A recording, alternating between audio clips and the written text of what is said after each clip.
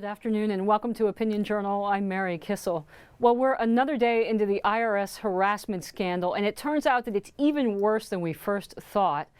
They weren't only targeting conservative groups, but the folks at the IRS were also leaking confidential information to friendly left-leaning media outlets.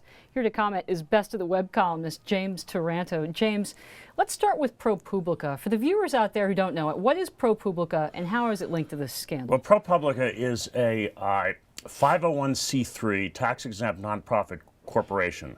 We've been talking about 501c4s, like these Tea Party groups. The distinction between a 501c4 and a 501c3 is a 501c3 is not supposed to engage in any political activity. It's basically a charitable organization, and its contributions are tax deductible as well as its operations being tax exempt. So you have a news organization that's files as a charity. Right, which is not unusual. There are a lot of magazines that are published by 501c3s.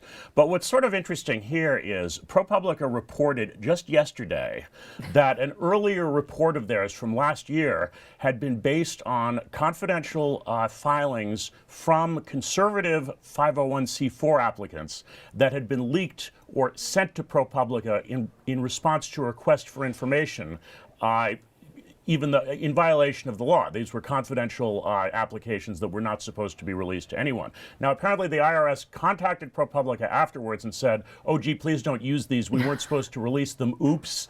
But ProPublica deemed 6 of the 9 applications it received newsworthy and actually reproduced them on the website, including for our friend Karl Rove's group, American Crossroads. Extraordinary. And this isn't the only group that received leaked information from the IRS. No, but let me just say one thing about this. Okay. Here we have the IRS using a 501c3, an even more privileged type of nonprofit, to disseminate confidential information about 501c4s that are on its political hit list. This is astonishing. This is really scandalous.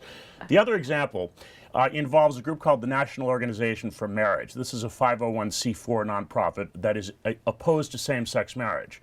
The Huffington Post, I believe it was a couple of years ago. Also known as the Huffington Post. Yeah, some people call it that. Reproduced its confidential donor list, which it had supplied to the IRS. Now, in this case, there was an intermediary. This was supplied to the Huffington Post, or whatever we want to call it, by a group called the Human Rights Campaign, which is a pro-same-sex marriage organization. Now, when you think about this, probably what happened here was, there was a lot of pressure to on groups that are against same-sex marriage. What happened was the Human Rights Campaign got sort of puffed up with its own moral authority. They thought they were doing a good thing by exposing the donors to the National Organization for Marriage. Probably they had a sympathetic guy at the IRS who thought so too.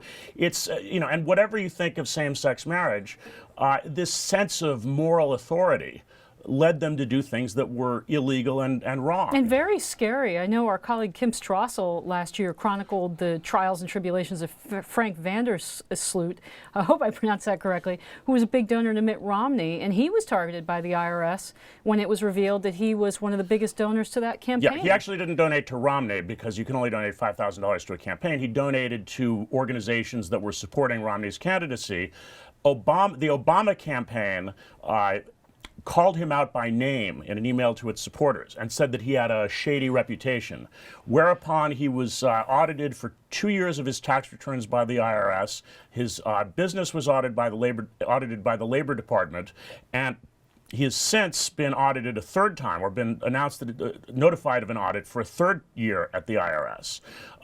And we don't have absolute proof that this, that one caused the other, but President Obama, 4 years ago yesterday at a commencement speech, made a joke about sending the administrators of the Arizona State University, where he was speaking, in for tax audits because they had denied him an honorary degree.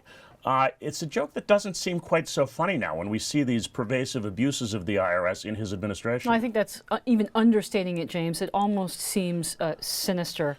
And the tone is set from the top. That's the important thing to realize here. Even if Obama didn't expressly direct the IRS to do this, he created an atmosphere in which this was expected. Indeed. James Taranto, Best of the Web columnist.